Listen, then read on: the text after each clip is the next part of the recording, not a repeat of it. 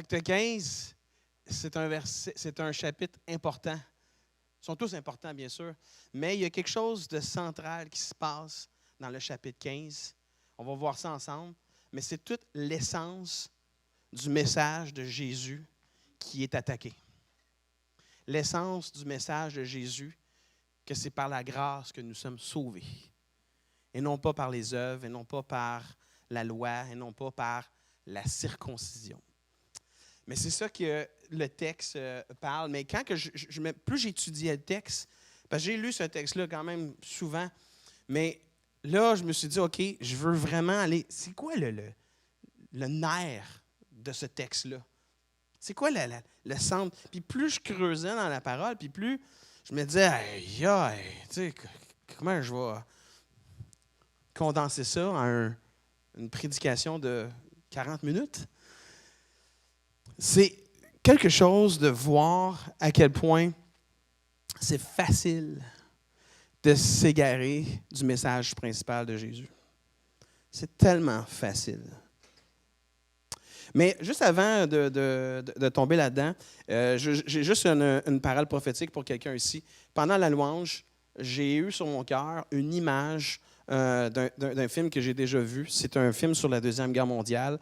C'est l'histoire d'un petit troupe qui ont vraiment vécu l'enfer. Épouvantable, il y a un seul survivant, mais ils ont réussi à traverser tout un bataillon allemand. Puis il était vraiment comme, si on veut, traumatisé de ce qu'il a vécu. Puis je vois cette image d'un ambulancier qui veut, après la scène, ils l'ont trouvé, il est couché en dessous d'un tank, puis ils l'emmènent dans l'ambulance. Ils ont voulu retirer son arme. Puis il la serrait tellement fort qu'il a pris, il l'a serré contre lui. Je ressens qu'ici, il y a quelqu'un dans la salle, je pense que ça peut être peut-être pour plusieurs d'entre nous, mais il y a quelqu'un dans la salle qui a vécu l'enfer, qui a vécu un traumatisme vraiment fort, vraiment gros. Puis l'image que j'avais pour vous ce matin, c'est que lorsqu'il tenait son arme, c'est comme si le Seigneur me disait, il tient la seule arme qui est véritable dans nos vies, c'est la parole de Dieu. C'est la parole écrite dans la Bible. C'est la promesse de Dieu qui nous révèle dans nos temps d'intimité. Fait que peu importe ce que tu as vécu ou ce que vous avez vécu, la clé, c'est de tenir ferme l'arme sur son cœur, qui est celui de la parole. Tenez la parole proche de vous. C'est la seule façon d'être libre. C'est la seule façon d'être libre. Fait que Seigneur, mets ta main, on déclare la bénédiction sur cette parole. On déclare que ça va ancrer dans son cœur, que ça va devenir une réalité qui va envahir son extérieur. Amen. Wow! Acte 15. Fait que je vais raconter vite fait l'histoire. Je vais raconter vite fait l'histoire, puis après ça, on va y aller étape par étape là, dans le texte. En fait, c'est le chapitre 14 finit avec le premier voyage de Paul. Le premier voyage a été fait, ils ont vu des grandes choses, ils ont vu des miracles s'accomplir, ils ont vu des choses qu'ils n'étaient pas habitués de voir auparavant. Mais tout ça est le résultat de la venue de Jésus sur terre. Ensuite de ça, ils ont entendu le Saint-Esprit, la Pentecôte est arrivée, et boum, le Saint-Esprit a tout bousculé. Toute la loi, les traditions, tout ce qui composait l'identité juive de l'époque a été complètement bousculé. De même. Puis là, maintenant, les Juifs devaient commencer à apprendre à vivre avec cette nouvelle alliance. Ils n'étaient pas habitués à ça, là. Pendant des milliers d'années, ils ont vécu sous une autre alliance. Ils ont vécu sous un autre héritage. Et Jésus est arrivé puis il a tout renversé ça. Le Saint-Esprit a venu renverser toutes les lois et les traditions. Et ce qui est arrivé, c'est que là, il y a des hommes qui sont débarqués de la Judée, sont arrivés à Antioche, parce que Paul et Barnabas, ils sont à Antioche, ils sont une église locale, là, c'est une grosse église. Puis il y a des hommes qui sont arrivés, puis ils ont commencé à dire que pour être sauvé, il fallait être circoncis. Hein? Fait que là, ben là ça les a tourmentés pas mal. Là, puis après ça, ils ont décidé d'envoyer Paul et Barnabas. Ils ont été à Jérusalem, puis il y a eu le concile. Le concile, c'est tout simplement une assemblée de chefs de l'Église qui discutent des points théologiques ou essayer de s'entendre sur ce que la parole veut dire ou ce que Dieu veut faire. Et ensuite de ça, ben, il y a plusieurs qui ont parlé. Pierre a parlé, Jacques a parlé, Paul et Barnabas ont parlé. Ils ont tous parlé. Puis ils sont arrivés avec une conclusion que seul par la grâce de Dieu que nous sommes sauvés. Et puis, ensuite de ça, ils ont écrit une lettre et ils ont envoyé ça à l'église d'Antioche, accompagnés de Paul et Barnabas. Ils ont aussi envoyé Barsabas et Silas, je crois. Alors, on va le voir plus tard.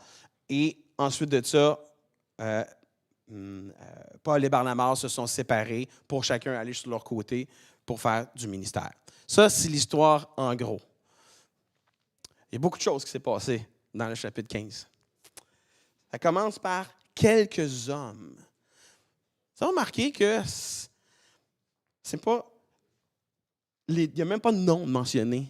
Tu sais, parce que tout au long du texte, on va dire Paul, Barnabas, Silas, Barsabas, Pierre. Puis on nomme. Puis on parle d'influence, on parle qui étaient des hommes de confiance. Les autres, quelques hommes venus. Bon.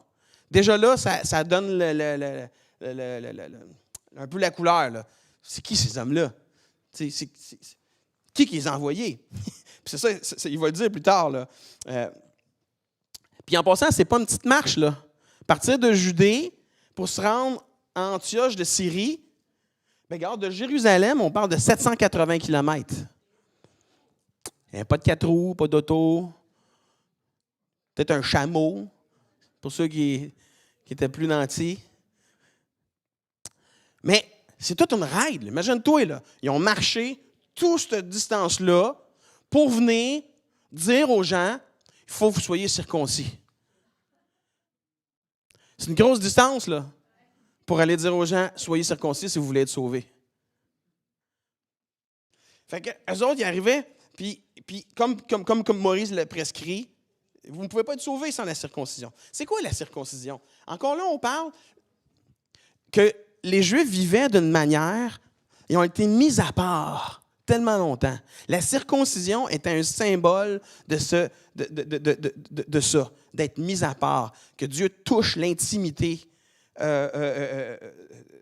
Dieu touche notre intimité. Il veut être en intimité avec nous. Il veut être en alliance avec nous. Il veut nous mettre à part pour lui.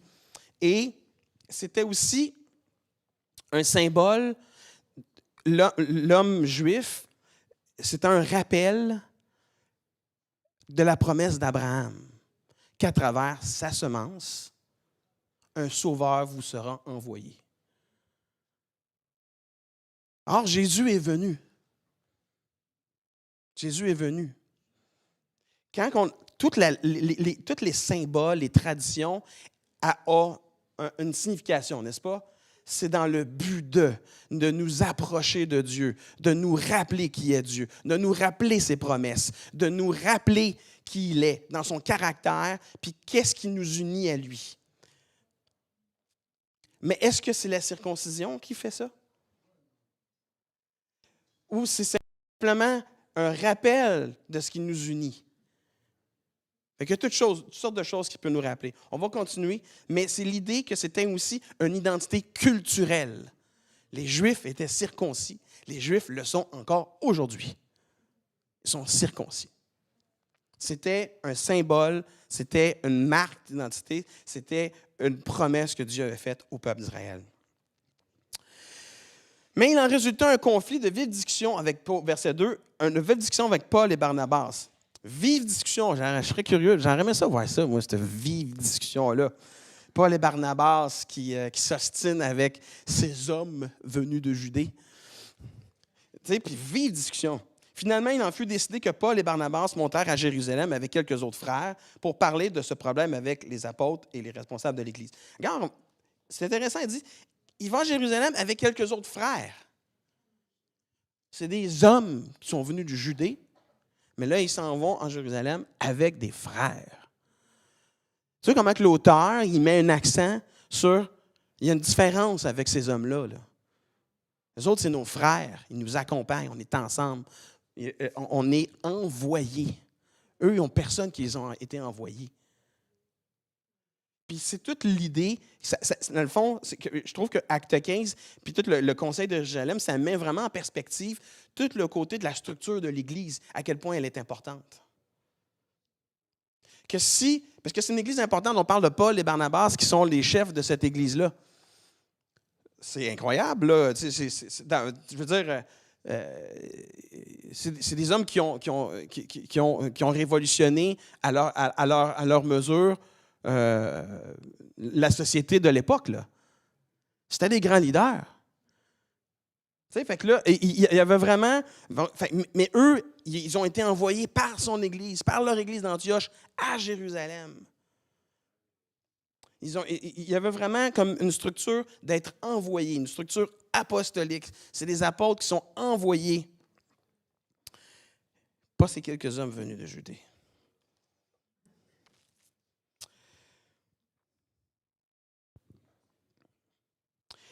Verset 3, l'Église pourvut à leur voyage.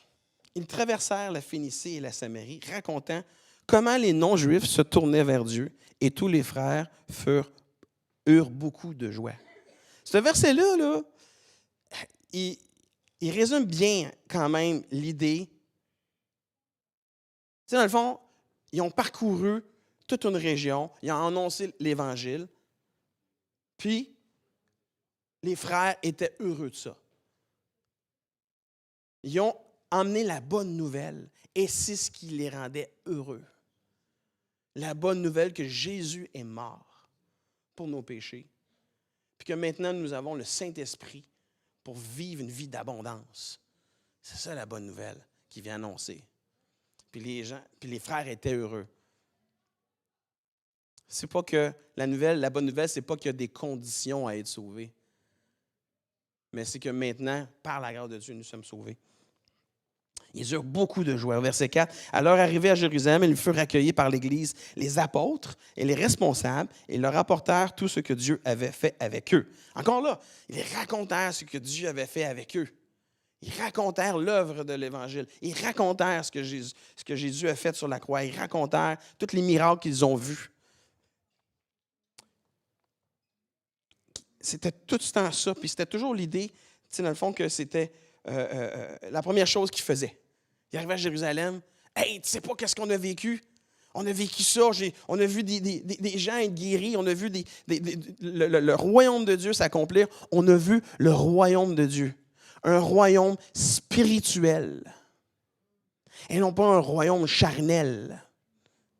Il n'est pas parcouru toute la région pour annoncer la loi de Moïse.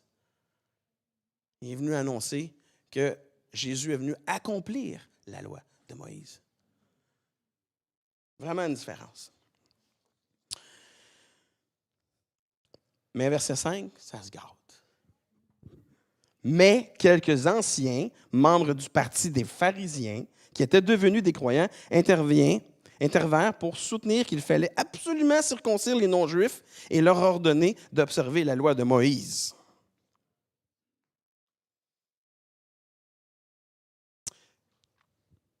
L'esprit religieux sont incarnés par les pharisiens ici. Mais est-ce que c'est limité aux pharisiens? Non. On a tous, des fois, un peu cet esprit-là qui ressort, qu'on écoute pour tenter de contrôler ce qui nous entoure. Les apôtres et les responsables de l'Église se réunissent pour examiner la question. Après une longue discussion, Pierre se leva et leur dit : « Mes frères, comme vous le savez, il y a déjà longtemps que Dieu m'a choisi parmi vous pour que j'annonce la bonne nouvelle aux non-juifs, pour qu'ils entendent et deviennent croyants. Dieu qui était dans le secret des cœurs a témoigné qu'il acceptait en leur donnant lui-même le Saint-Esprit comme il l'avait fait pour nous. Entre eux et nous, il n'a fait aucune différence puisque c'est par la foi qu'il a purifié le cœur. » Tu sais, c'est exactement Pensez-y là, pour les Juifs, là, comment est-ce que ça peut être difficile à l'époque. Avant, il fallait que tu fasses des choses. Il fallait que tu obéisses à la loi. Il fallait que tu te fasses circoncire. Il fallait que tu fasses toutes sortes de pratiques. Si jamais il y en a qui ont le cœur, allez lire Lévitique. Il y a des affaires là-dedans que, c'était lourd. C'était lourd. Puis faire des sacrifices, puis toute là, la façon de faire les sacrifices. Puis, quand tu dis, je comprends qu'il n'y ait pas arrivé, là. C'est hot, là, faire tout ça, là. Mais, c'est ça, pour les Juifs, c'était pas évident de comprendre que maintenant, on n'avait plus besoin de faire toutes ces choses-là pour être sauvés. Après avoir vécu pendant des milliers d'années, pensez-y, de génération en génération, qui s'instruisent comme ça, avec les enseignements à la synagogue, avec c'est une culture qui est promue pendant des années et des années. Puis là, pouf, Jésus est arrivé. Il a accompli la loi. Le Saint-Esprit, maintenant, est sur terre et on peut vivre une intimité avec Dieu. Le voile est déchiré. Il n'y a plus rien qui nous sépare avec Dieu. Fait que tout ça n'est pas nécessaire. Toutes ces lois-là, Jésus est venu l'accomplir. J'ai plus besoin de sacrifier des animaux parce que Jésus s'est sacrifié. Il a offert son sang pour me purifier moi. Et vous, et nous tous. C'est la bonne nouvelle. Donc, imaginez-vous, là, comment est-ce qu'un esprit religieux est en train de se lever pour vouloir attaquer ce message-là.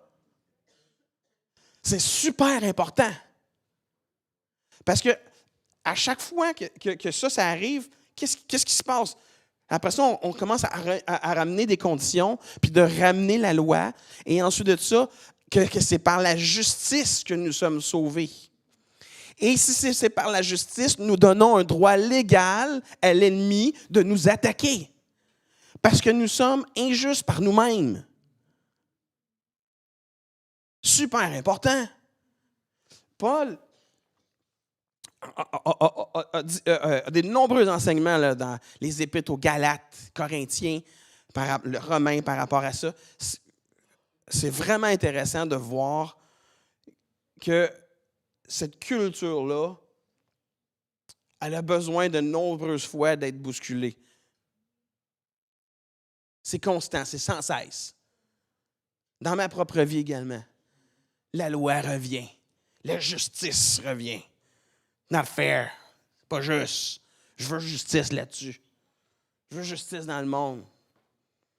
Oui. Qu'est-ce qui motive ce désir-là? Est-ce que c'est un réel désir de justice? Ou c'est une tentative de contrôle? Une tentative de contrôle sur les autres? Une tentative de contrôle sur son propre salut? On veut s'élever, avoir les propres moyens.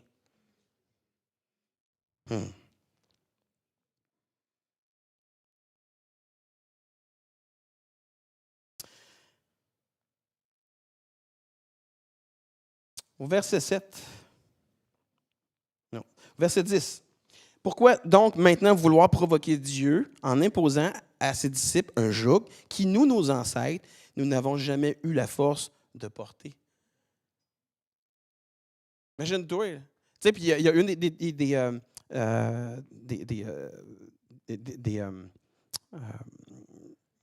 des rituels qu'ils devaient faire. C'est une fois par année, il y a un souverain sacrificateur qui allait faire un sacrifice dans le temple, dans le lieu très saint. Et le peuple a souvent vu ces hommes-là mourir parce qu'ils n'avaient pas accompli la loi parfaitement avant de se rendre dans cet endroit-là. Fait qu'il savait, là. Il savait que personne ne peut accomplir la loi parfaitement. Fait que eux autres, pendant des milliers d'années, n'ont pas réussi à le faire. Fait que là, eux, il faudra leur demander de faire pareil. Non, voici au contraire ce que nous croyons. C'est par la grâce du Seigneur Jésus que nous sommes sauvés, nous, Juifs, de la même manière qu'eux. La foi en Christ est suffisante. Puis, comme je l'ai dit, Paul y attaque ça plusieurs reprises. Alors, tout le monde se tue. En passant, je suis dans le sommeur. J'imagine que vous l'avez vu, là. Alors, le monde se tue pour écouter Barnabas et Paul raconter les signes miraculeux et les prodiges que Dieu avait accomplis parmi eux et les païens. Dans une autre version, j'ai vu qu'il y a eu un silence après leur discours. Il y avait une sagesse qui avait été communiquée. Personne ne pouvait rien dire à ça. Il y avait une sagesse. Tout le monde se tue. Et quand il lui finit de parler, Jacques prit la parole et dit, « Maintenant, mes frères, écoutez-moi. Simon vous a rappelé comment, dès le début, Simon-Pierre, Dieu lui-même est intervenu pour se choisir parmi les non-juifs un peuple qui lui appartienne. » Ici, le mot « peuple » est intéressant parce que le mot « peuple » était toujours un mot qui était utilisé pour désigner le peuple d'Israël. Puis là, c'est la première fois qu'il utilise ce mot-là pour désigner un peuple parmi, ça dit, parmi les païens. Parmi les non-juifs. Un peuple parmi les non-juifs. Donc, maintenant, la promesse est vraiment, pas seulement, le peuple, c'est vraiment tous ceux qui acceptent Jésus dans leur cœur. C'est vraiment, ça l'a changé. C'est plus juste un royaume de chair. Maintenant, c'est devenu un royaume spirituel. C'est toujours ça qui revient. C'est la thématique principale. C'est plus un royaume charnel, mais un royaume spirituel. Et cela concorde avec les paroles des prophètes dans Amos 9, 11 et 12, puisqu'il est écrit, « Après cela, dit le Seigneur, je reviendrai et je rebâtirai la maison de David qui s'était effondrée et j'en relèverai les ruines et je le redresserai. » Alors le reste de l'humanité se tournera vers le Seigneur, oui, toutes les nations qui seront appelées à m'appartenir. Ainsi parle le Seigneur qui réalise ce qu'il a préparé de toute éternité. Hey, pensez-y, là. Paul a parlé. Barnabas a parlé. Pierre a parlé. Moi, je pense que je n'aurais eu assez avec ça. Fine. Ces hommes-là ont parlé, puis maintenant, je peux acheter ça comme la vérité. Mais Jacques, lui, il a décidé de filtrer par la parole ce qu'il venait d'entendre. Puis je pense que c'est un réflexe qu'on devrait tous avoir. Peu importe qui est ici en avant, on devrait toujours aller s'approprier ce qui est dit par la parole, par la méditation. Peu importe si ça nous semble « wow, c'est un bon message, ça résonne dans notre cœur », c'est bon. Puis des fois, écoute, je ne prends pas toujours le temps, là, je suis coupable de ça, là, mais on devrait toujours filtrer par la parole ce qu'on entend. Même si c'est un homme de Dieu important, comme Paul, Barnabas et Pierre.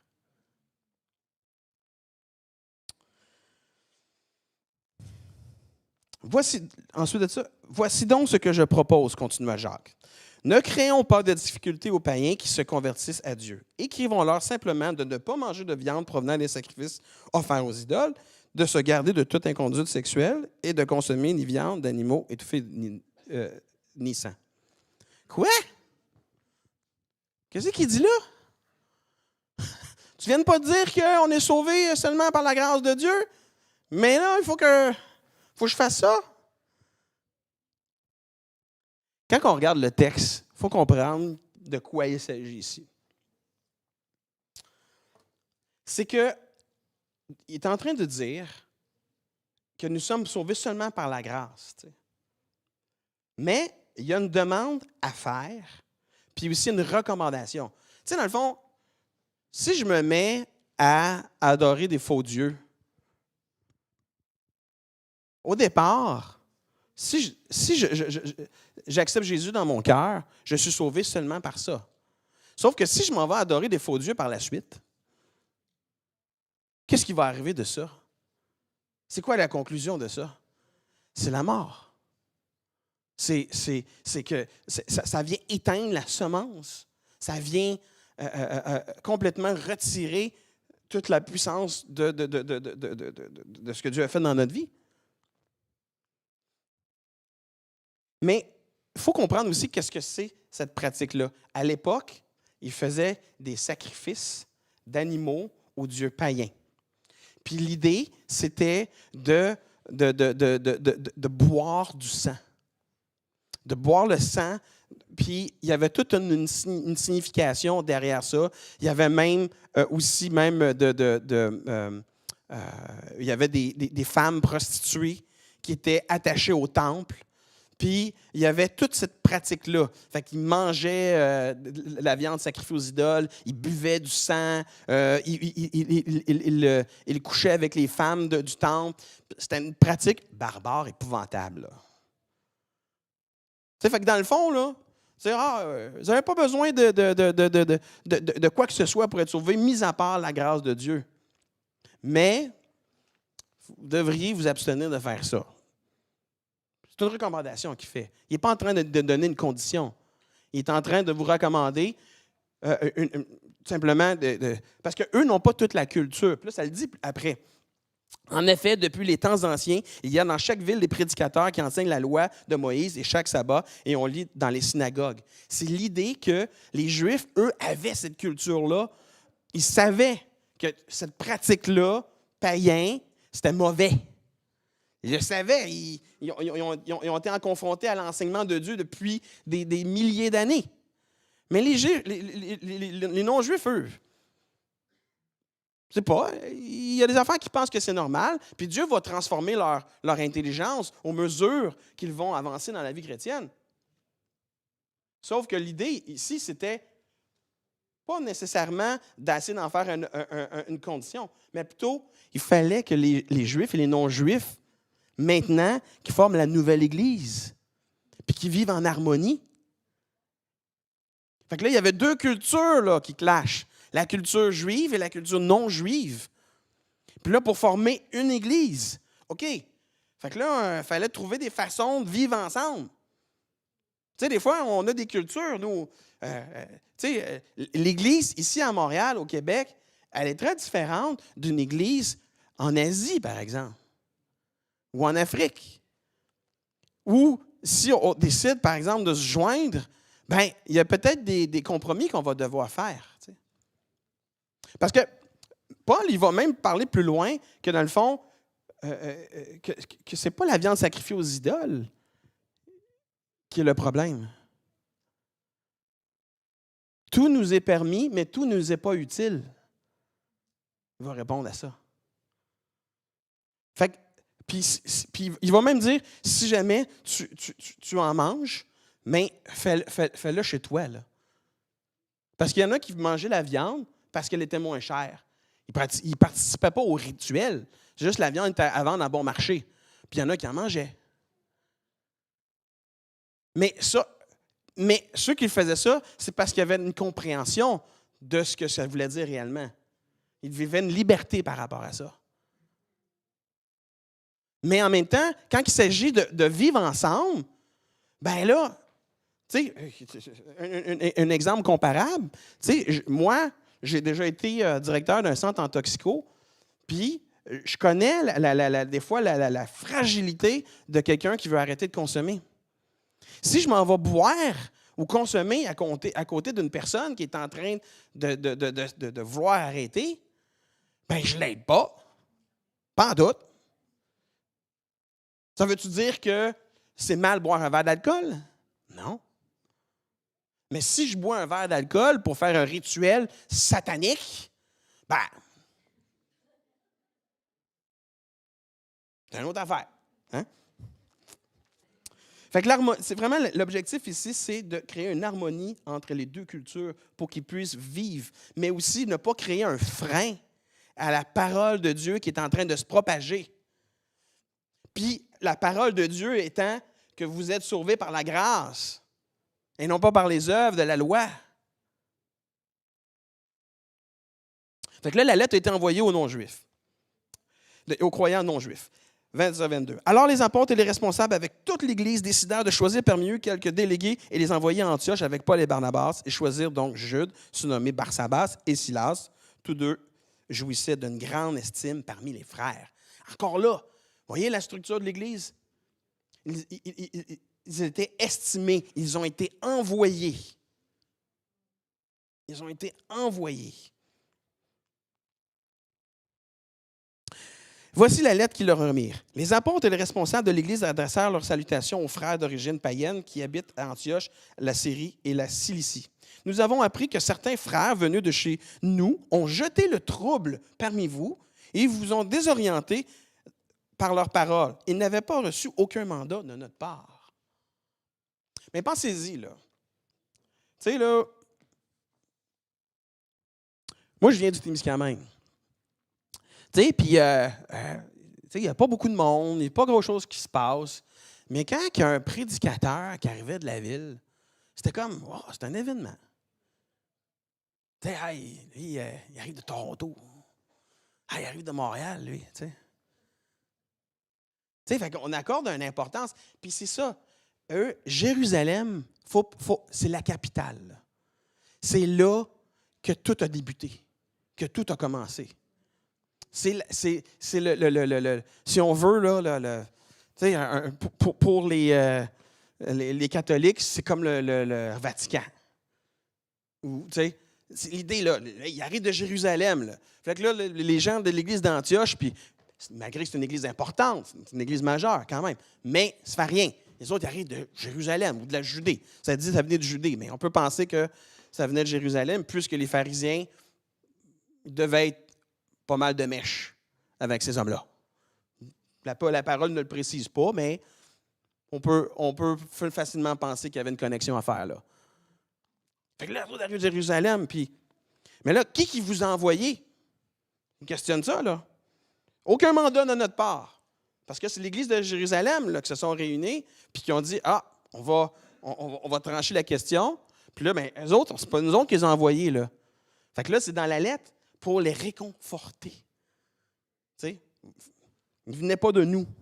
C'est pourquoi nous avons décidé à l'unanimité de choisir des délégués et de vous envoyer avec nos frères Barnabas et Paul, qui ont risqué leur vie pour la cause de notre Seigneur Jésus-Christ.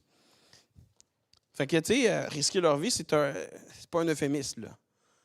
Paul a été laissé pour mort. T'sais, ils ont vécu des affaires épouvantables. Ils étaient en prison, puis, tu sais. Mais, fait que là, leur foi est éprouvée, là. Ils sont éprouvés. Puis on a besoin de faire ça, nous aussi. Qu'on doit toujours éprouver le message qu'on entend, les gens avec qui on est, par la parole. Éprouver par le témoignage, par les fruits. On reconnaîtra un arbre par ses fruits.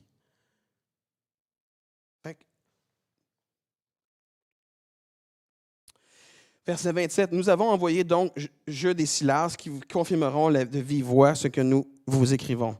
Car il nous a semblé bon au Saint-Esprit et à nous. Et moi, je relis ça 50 fois. Au Saint-Esprit et à nous. Tu veux comme la façon que c'est exprimé? Au Saint-Esprit et à nous. Ce n'est pas le Saint-Esprit seul. Ce n'est pas nous seuls. Ce n'est pas juste dans une logique purement d'obéissance, mais il y a un partenariat. Il y a un partenariat avec le Saint-Esprit et la parole, leur parole, était autant à considérer. Parce que dans le fond, la parole, elle est absolue, mais notre compréhension ne l'est pas. Fait que notre compréhension évolue avec le temps. Puis des fois, il y a des choses qu'on faisait autrefois, qui étaient bons autrefois, mais qui ne sont pas forcément toujours bons maintenant. L'objectif, c'est de s'approcher de Dieu, c'est de répandre le royaume, c'est de répandre la bonne nouvelle. Car il nous a semblé bon au Saint-Esprit et à nous de ne pas vous imposer d'autres obligations que celles qui sont strictement nécessaires. Ne consommez pas de viande provenant des sacrifices aux idoles, du sang des animaux étouffés, et gardez-vous de toute inconduite sexuelle. Quand on parle d'inconduite sexuelle, c'est parce qu'il y avait de la prostitution dans le temple, païen. Puis c'était tout partie d'un rituel. Tu sais, il y en a qui ont déjà vu des films de l'ère romaine ou grecque, ou même dans les films bibliques. Là, des fois, on peut voir des scènes de ça. Là. Quelque chose, hein? Puis, c'est qu'il y a encore des gens qui prêtent ça encore aujourd'hui. Épouvantable. Mais pourquoi ils font ça? Ils cherchent une identité. Ils cherchent à reprendre le contrôle de leur vie.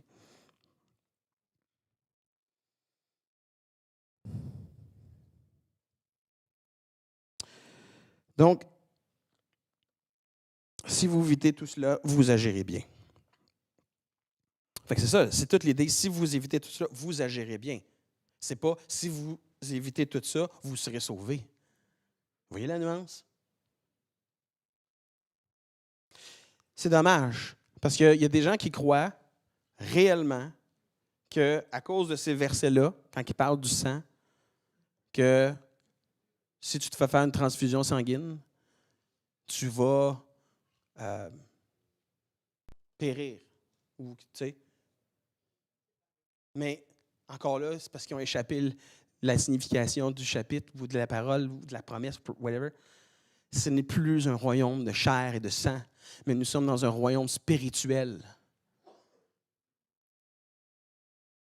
Fait qu'il s'agit pas, c'est pas le sang qui contamine, c'est plutôt la pratique d'idolâtrie. C'est ça qui nous éloigne de Dieu. Recevez nos salutations les plus fraternelles. On laissera partir les délégués et se rendirent à Antioche et réunir l'ensemble des croyants et leur remirent la lettre. On l'a lu et tous se réjouirent de l'encouragement qu'ils s'y trouvaient. Ils ont été encouragés. Les hommes de Judée, au départ, sont venus les décourager, les ont perturbés. Il faut que tu fasses ceci et cela, il faut que tu sois circoncis, il faut que tu respectes la loi de Moïse, tu vas être sauvé. Oh. Parce que là, les non-juifs, là, il y avait quand même des connaissances sur ce que les Juifs faisaient. Là. Ils les ont côtoyés pendant longtemps. Là. Fait qu'ils ont vu là, n'arracher. Là. Puis le mot est faible. Là. N'arracher. Essayer de suivre la loi, puis essayer de l'accomplir. Qui peut?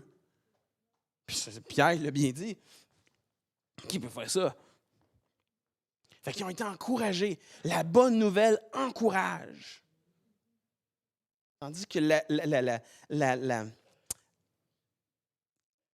loi, la performance, le rituel décourage.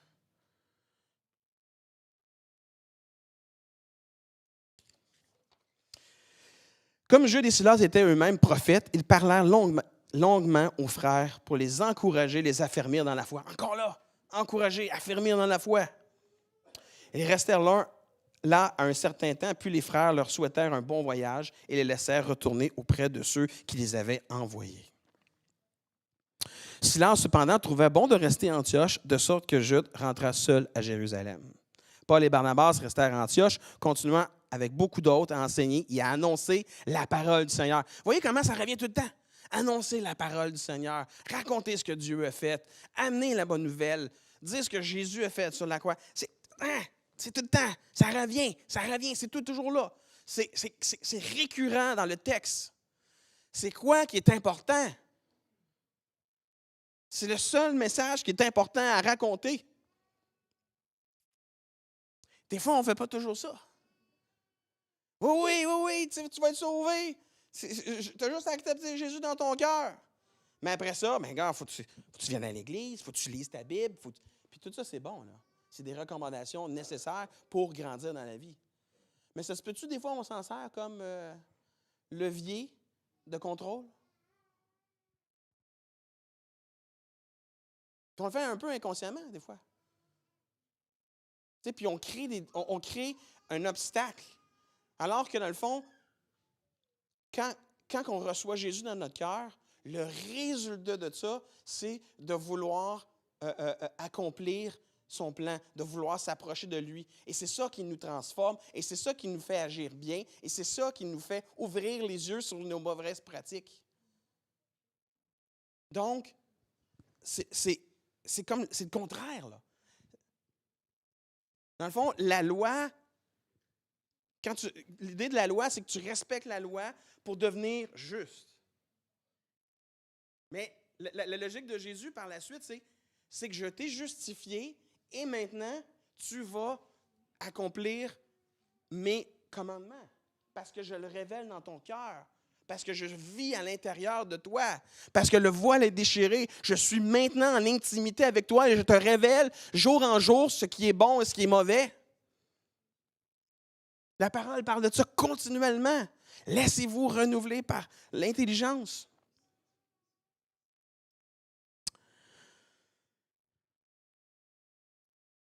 Paul et Barnabas se séparent. C'est ça le prochain. Verset 36. Après quelque temps, Paul dit à Barnabas, « Partons refaire le tour de nos villes où nous avons annoncé la parole du Seigneur. Encore. Et rendons visite aux frères pour voir ce qu'ils deviennent. » Mais Barnabas voulait amener avec lui Jean, appelé aussi Marc. Et Paul estimait qu'il ne convenait pas de prendre avec eux celui qui les avait abandonnés à Pamphylie et qui ne les avait pas accompagnés dans leurs œuvres. Leur désaccord fut si profond qu'ils se séparèrent. Barnabas emmena Marc avec lui et s'embarqua pour Chypre. Paul, de son côté, choisit Silas et partit avec lui après avoir été confié par les frères à la grâce du Seigneur. Il parcourut la Syrie et la Cilicie en fortifiant les églises. Après tout ça,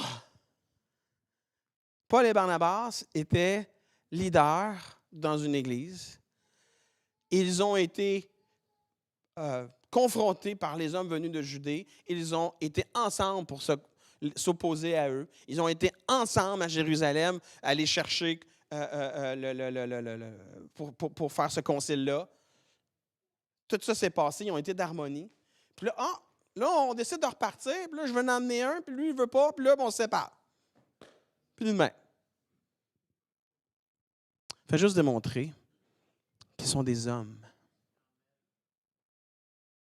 Peu importe, on peut avoir des désaccords. Ça va arriver. En tout cas, moi, ça m'arrive. Puis je sais que ça vous arrive tous. Puis ça ne remet pas en question la légitimité de Paul ou de Barnabas. Toutes les deux, c'est des hommes incroyables en Dieu. Ils ont accompli des grandes choses, puis ils vont en accomplir encore tellement des bonnes. Mais il y a un désaccord, puis ils s'en vont. Puis là, ça dit, après avoir été confiés par les frères. Puis là, c'est Paul, de son côté, choisit Silas et a été recommandé. C'est quoi, Barnabas, lui, il ne l'est pas? Quand je lisais les commentateurs bibliques, c'est que la plupart disent que c'est parce que, dans le fond, ils approuvaient un peu plus Paul dans sa décision de ne pas emmener Marc, parce que c'était un obstacle à la propagation de l'Évangile, selon Paul. J'ai eu de la misère un peu à embarquer dans ça, parce que Barnabas, un peu plus loin, on va voir qu'il était très aimé. Ou avant. En tout cas, je ne me sais plus où exactement, là, mais Barnabas, oui, c'est avant. Avant, c'est ça. Ça disait que Barnabas était très aimé. Puis là, il n'aurait pas été recommandé.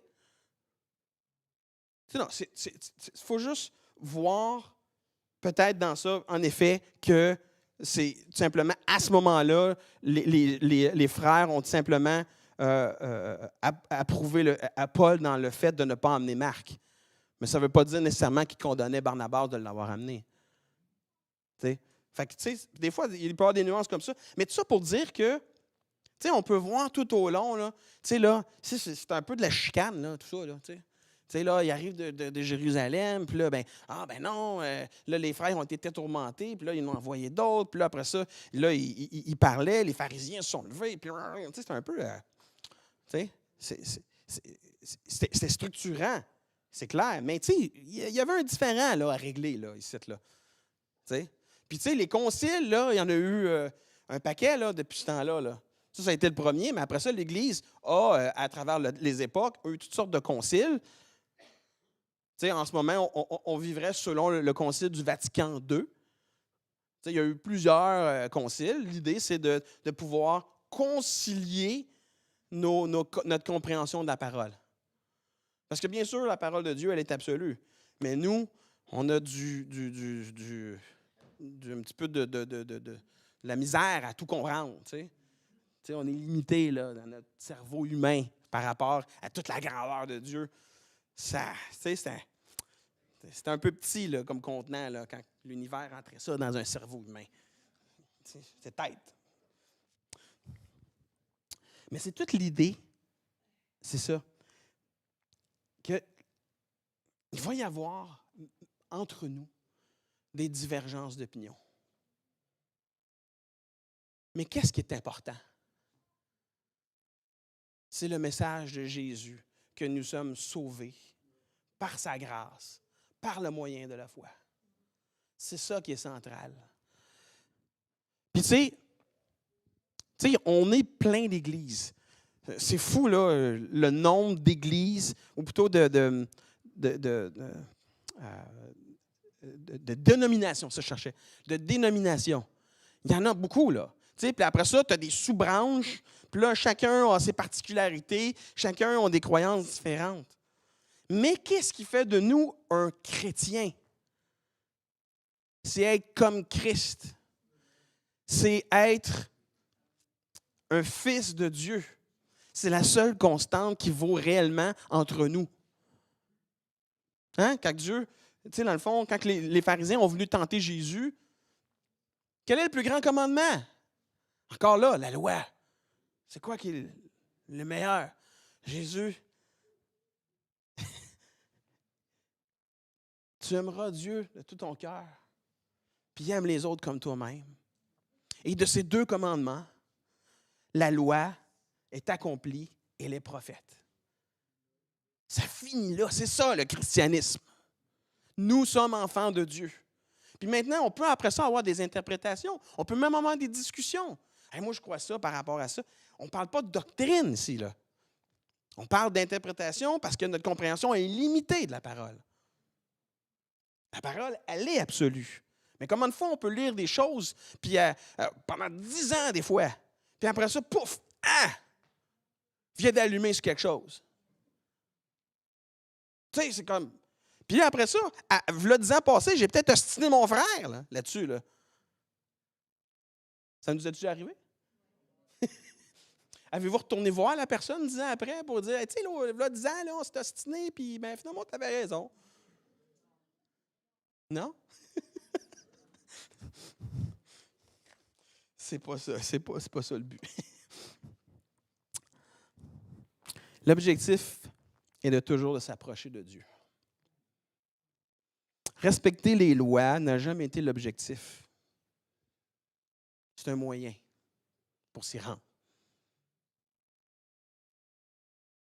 C'est comme, dans le fond, puis je l'ai déjà dit cet exemple-là, le peuple d'Israël a grandi. Sa compréhension, sa relation avec Dieu a transformé. Puis, ils sont devenus, avec le temps, il y a plus de compréhension. Fait qu'à un moment donné, tu commences à comprendre que les lois, c'est un moyen pour se rendre. Mais Jésus a dit, je suis le chemin. Ce n'est pas la loi, c'est Jésus. Jésus qui est mort sur la croix. C'est le message principal qui est enseigné ici. C'est un royaume spirituel. Ce n'est plus un royaume charnel. Nous avons Jésus qui vit dans notre cœur. Et c'est ça qui nous transforme. Et c'est ça qui nous fait s'approcher de Dieu. Parce que les lois deviennent alors des chaînes dans nos esprits au lieu d'être des outils pour s'approcher. Est-ce que ça nous arrive, des fois, de se mettre des conditions, ça devient des chaînes. on a la misère de se libérer de ça. Ah, mais si je ne fais pas ça, je vais être malheureux dans ma vie chrétienne. Puis tu sais, on a des cibles. Mais c'est quoi la motivation de ça?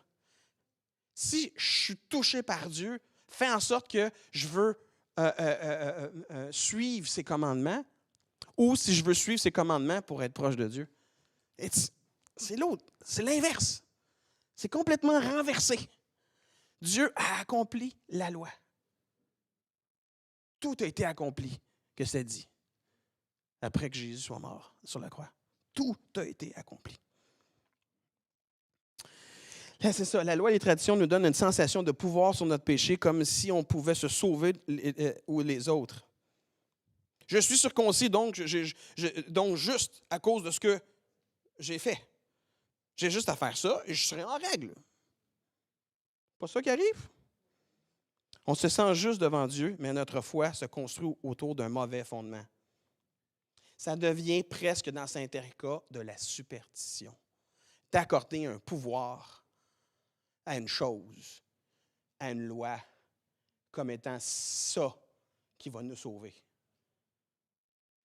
Et c'est tout là que reposent les idoles, l'idolâtrie, la mythologie est toute reposée sur ça. C'est le moyen qui devient le Dieu, qui devient ton sauveur. Steve Long a dit quelque chose d'intéressant dimanche passé. Nous n'avons plus besoin de répondre aux exigences de l'Ancien Testament. Le message principal est la bonne nouvelle. Il y a de l'espoir d'avoir accès à Jésus sans voile. On peut maintenant pardonner avec l'aide du Saint-Esprit et ne plus vivre selon la justice de la loi. J'ai trouvé intéressant quand il a dit ça. Pardonner avec l'aide du Saint-Esprit. Avant, il n'y avait pas le Saint-Esprit. Maintenant, nous avons le Saint-Esprit. Bonne nouvelle.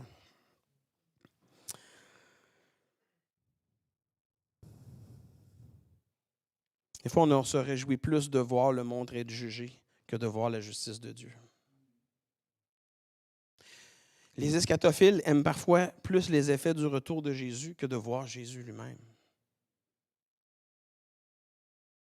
Ça vous dit quelque chose?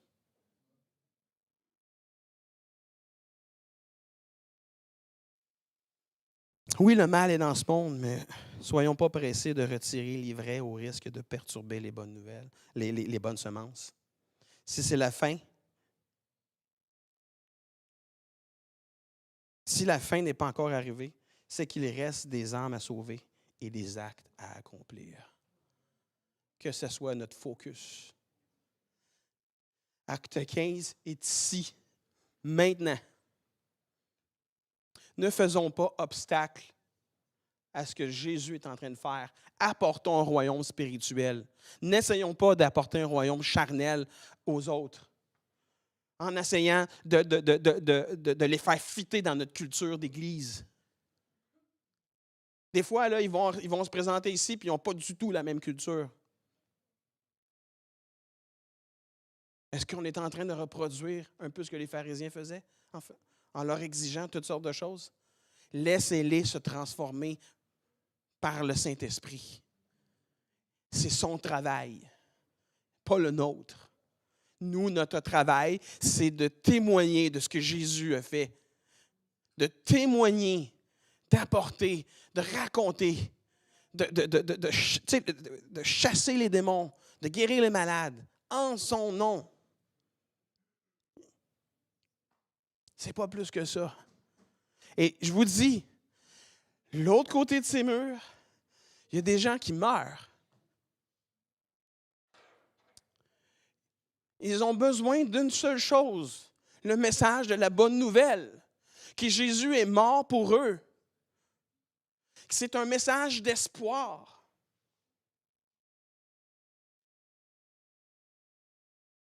Il y a de l'espoir d'avoir accès à Jésus sans voile, comme Steve Long disait. Enlevons pas cet espoir-là en essayant de mettre sur eux toutes sortes de cultures que nous, on a faites à travers le temps. C'est pas mauvais, là, notre culture, c'est bon. Mais qu'est-ce qui est important? que la loi soit à sa place, c'est-à-dire comme quelque chose d'accompli. Fait que voilà, ça c'était Acte 15. C'était Fait qu'on peut se lever ensemble. On va prier.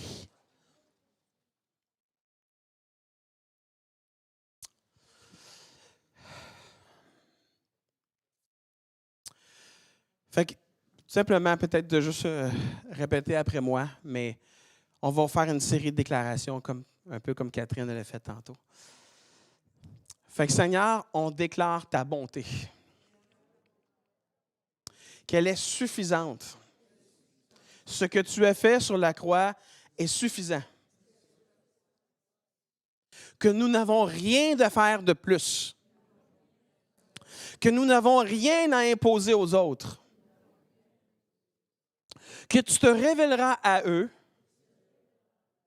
à cause de mon témoignage, à cause de la vie nouvelle que je leur ai témoignée. Qui je suis est en Jésus. Et Jésus est en moi. Il n'y a rien qui peut me séparer de la parole de Dieu. Et je déclare que le monde va se tourner vers toi. Qu'il n'y aura pas d'obstacle. Qu'ils vont avoir accès à l'espoir du message de la bonne nouvelle. Nous sommes tous sauvés au moyen de la grâce, au moyen de la foi. Alors croyons. Croyons qu'on n'a rien à faire de plus que d'accepter Jésus. Et je veux donner l'opportunité, si jamais vous n'avez jamais pris la décision d'accepter Jésus dans votre cœur, voilà votre moment. Est-ce qu'il y en a qui aimeraient faire ce geste ici en ce moment? Je dis, moi, je veux donner ma vie à Jésus. Est-ce qu'il y a quelqu'un dans la salle? Peut-être que c'est toi en ligne. Peut-être que tu as entendu ce message, puis en ce moment, tu as le cœur gros. Tu ne sais pas quoi faire de ce message. Accepte Jésus, puis tu vas voir la vie. Tu vas voir la vie apparaître. Elle est déjà là. Amen. Fait que, bon dimanche, bon dîner, et, bonne semaine. Fait que, si jamais vous connaissez... Oui, c'est vrai, Jerry. Jerry, il est en France. Fait que, il vous salue. Puis, il y a la broue dans le toupette parce que ça fait 8 sessions qu'il fait en 3 jours. Merci d'avoir été avec nous ce matin. Si vous avez des questions sur ce que vous avez entendu aujourd'hui ou simplement vous aimeriez en savoir plus sur la foi chrétienne en général ou encore sur qui on est en tant qu'Église, n'hésitez pas à nous envoyer un courriel à montréal@commercial-catchdefr.com. Vous pouvez aussi nous joindre au travers de la page Facebook en nous envoyant un message privé. Si vous avez aimé le contenu de la réunion d'aujourd'hui, vous pouvez nous suivre de semaine en semaine pour rien manquer de nos réunions. Vous pouvez le faire en vous abonnant à notre chaîne YouTube ou en nous suivant sur notre page Facebook. N'hésitez surtout pas à partager avec vos amis, à commenter, à liker notre contenu. Je vous souhaite à tous une excellente semaine et on va se voir dimanche prochain. Bye tout le monde.